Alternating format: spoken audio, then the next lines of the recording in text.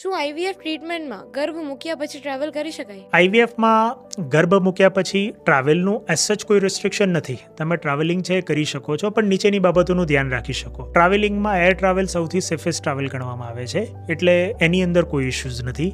Even બસ અને કારમાં બી તમે ટ્રાવેલ કરી શકો.